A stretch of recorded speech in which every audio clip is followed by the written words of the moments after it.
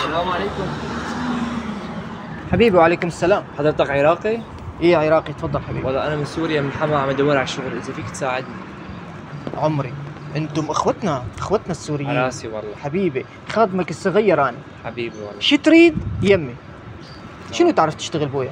اشتغل كل شيء.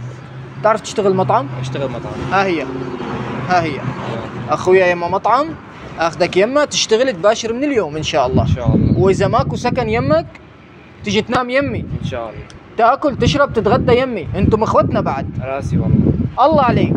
الله عليك. الله عليك. الله عليك. اي والله. ها هي.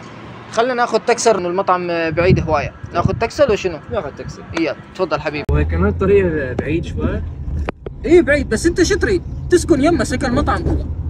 ايه حبيبي، هسه من نوصل انزل للمطعم قل له اني من طرف مصطفى، ان شاء الله فورا تشتغل. تمام ان شاء الله. تمام قلبي؟ تمام ان شاء الله. اني راح انتظرك هنا، ما اريد ادخل فشله قدام خويا جايب عامل وكذا. تفتهمني؟ افتهم. ان شاء الله. ان شاء الله. ان شاء الله. ايه هنا قلبي، هنا.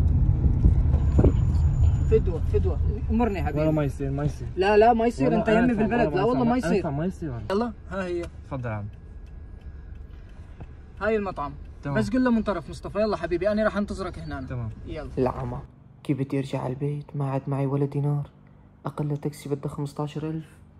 والحل مصطفى منو؟ اخوك. ما عنده اخواني، والمطعم مخبط، عنده عمال هوايه. حبيبي انا اخوك سوري من حمص، ماني عراقي، وشكرا على التوصيلي. السوريين لبعض صح، وهذا اول درس بغربتك، لا تثق بحدا، وبالحب ان شاء الله رح نعمرها. وبما انك حمو حلاوه الجبن حمصيه. حط الحمصي لاحقني لهون.